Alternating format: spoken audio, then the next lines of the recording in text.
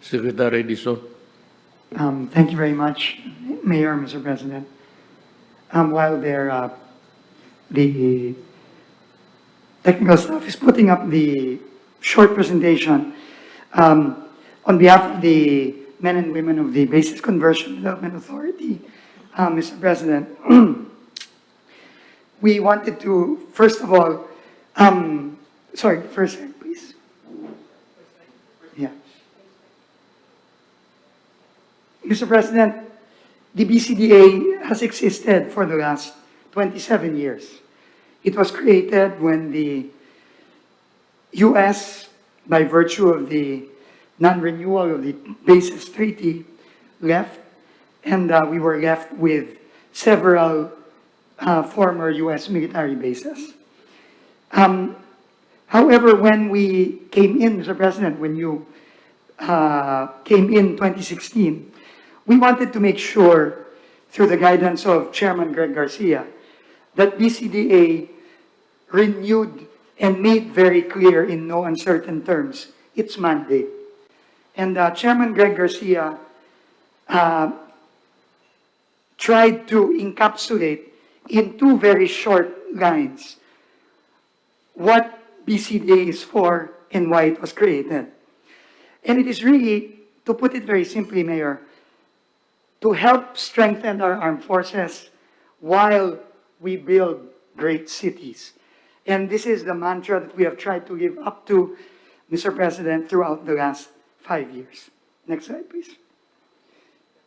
Mr. President, we are very proud and happy to report that under your administration, the 5 years of your administration to date, BCDA has already collected a record 48 billion pesos, the highest of any administration since its creation by far. And almost double that of the previous administration. And true to its mandate, Mayor, Mr. President, next slide, please. BCDA, under your administration, has given the highest contribution to the armed forces of the Philippines. Next slide, please. 34.2 billion, Mr. President, out of the 48 has gone to the armed forces of the Philippines. This is by far the highest ever, even eclipsing, Mr. President, the contributions to the AFP from 1993 to 2010. And this by itself already represents 52% of the total contributions of the BCDA since its inception 27 years ago, only in the 5 years of your administration.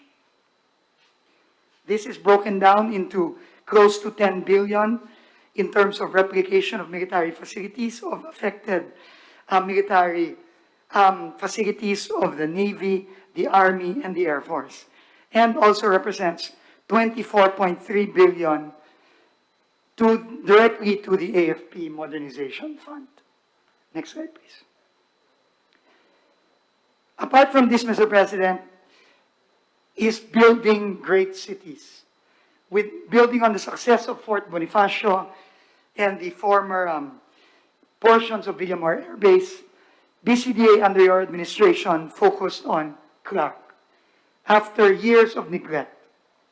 And Mr. President, we are very proud to report that Phase 1 of New Clark City, as you can see, is already completed. Next slide, please. And these are just examples of the iconic structures that have been built during the first half of your administration. This is the Aquatic Center, Mr. President. The Israeli training team, the Israeli swimming team for the Olympics trained here, Mr. President. And they told us that it is in the top 5 best swimming facilities in the world that they have ever used. Next slide, please. These are our water polo players during the SEA Games, Mr. President. And the next slide, you can see how much our people, next slide please, enjoyed jump pack po, Mr. President, ng SEA Games. Wala pa pong COVID nito, Mr. President. I'm sure miss na po ng mga kababayan natin yung mga ganyang events. Our people po, ginampak po nila yan. They went from far away as Metro Manila, Pangasinan, just to watch our swimmers and our water polo players compete. Next slide, please. This is the athletic stadium, Mr. President. And in 2019, it was a finalist for the World Stadium of the Year in 2019. And this year, Mr. President, we are very happy to report that the stadium is a finalist in the World Architectural Festival 2021, which will be held in Lisbon, Portugal in December. I think, Mr. President, this is the first time that any structure made by any government has received such international recognition and accolades. Next slide, please. And again, this was the jam-packed closing ceremony. Some of the cabinet members were there po. Mr. President, nag-aaram naman po natin na nag-champion tayo overall, and tuwan-tuwa po ang ating mga atleta dahil for the first time, nakapag-compete po sila sa mga world-class facilities because of your will and your determination to build it for them. Next slide, please. And Mr. President, dahil po dito, nagtitiwala po ang best in the world sa atin.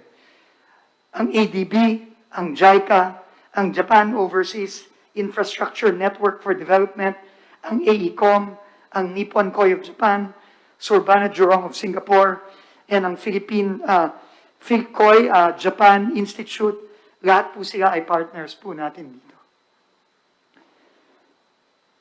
Next slide, please.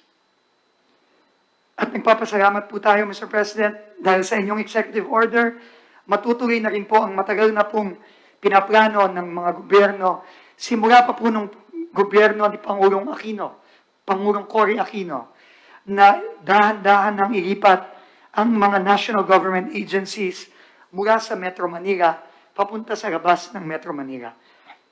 At dahil po dito, next slide please. This is the actual first government building, Mr. President. Next slide please.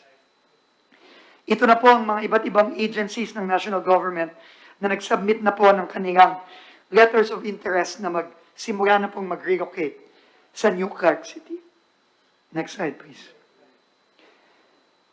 Dahil din po sa ating ginawa, Mr. President, hindi po natin inaasahan na tatamaan tayo ng COVID. At naalala po namin ni Sec. Duque, nung February of 2020, wala po tayong mapaglagyan dun sa ating mga Pilipinong manggagaling ng Wuhan, China. Unang-una po, dapat dadalhin sila sa Fort Magsaysay, pero wala pong tubig, wala pong kuryente. Pero nakita po ni Sec. Duque, binisita po ni Sec. Duque ang ating facility sa New Clark City at sinabi po niya, ito ang perfect kung saan pwede mag-quarantine yung ating mga kababayan na uuwi galing Wuhan. At dyan po sila. Next slide, please. To date po, 25,000 COVID-19 patients have been serviced by New Clark City. Inagagaan po natin sila dyan sa iba't iba nating facilities hanggat sila'y gumaling. Next slide, please. Nagpapasalamat din po tayo sa Kongreso, sa pamumuno lalo na ni Senator Bongo. Ni Senator Bongo, ni Senator Pia, ni Senator Sani Angara, Senator Sherwin Gatchalian, dahil po pinasa po ni Senator Bongo ang RA 11470, ang National Academy of Sports. First time in history po, mabibigyan ng parangal ang ating mga atleta dahil magkakaroon na po sila ng sarili nilang high school, Mr. President. At we are very proud to show you today, very short lang po to, a few seconds, yung plano po, nagsisimula na po ang construction nito at pinapangako po namin na bago po matapos ang inyong termino, you will inaugurate this beautiful world-class sports academy. Next slide, please. Pakiplay yung video.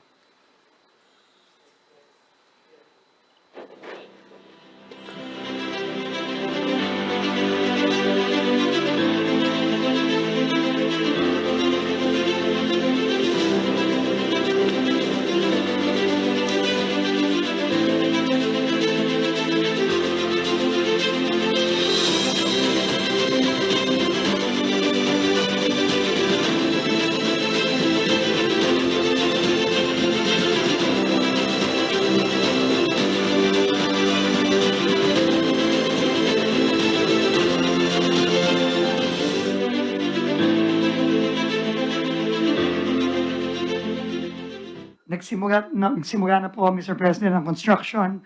In fact, sa Sabado po, nagbigay po ng mensahe si Senator Bongo. At talaga pong yan ang magiging legacy po ng Duterte administration para sa ating mga atleta, present and future. At ito po, just to show you, Mr. President, ito po yung ating closing ceremony ng Southeast Asian Games na kinagalak po ng ating mga atleta dahil tayo po yung nag-overall champion at kinagalak po ng ating mga kababayan dahil for the first time po, sila ay nakapanood ng sporting event sa mga truly world-class facilities. Next slide, please.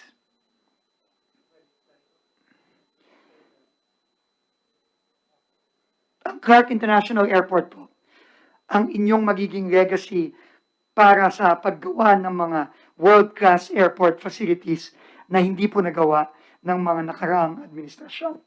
Next slide, please. Like the stadium, the Clark International Airport very recently was nominated as one of the best designed airports in the world in the Prix-Versailles World Airport Selection for 2021 in France. Ito po ay sa December. Kasama po natin to ang mga airports sa mga developed countries. At if you ask me, Mr. President, I like our chances na manalo po dito sa very prestigious award na ito sa December 2021. Nakita niyo po ito, Mr. President, nung in-inspect natin. Next slide, please. Ito po ang ating mga partners, Megawide GMR, sila po ang gumawa ng airport, at ang ating pong operator ay world-class din. Sa pamumuno po ng Philinvest, ng Robinsons, JG Summit, ng TAGS, at kasama po natin ang operator ng best airport in the world, ang Changi Airports of Singapore. Next slide. Ito po, ang mga facades po, very iconic po, very Filipino. Next slide, please. Ito po, yan po yung terminal, Mayor, na ginamit ninyo nung ating inspection. Next slide, please.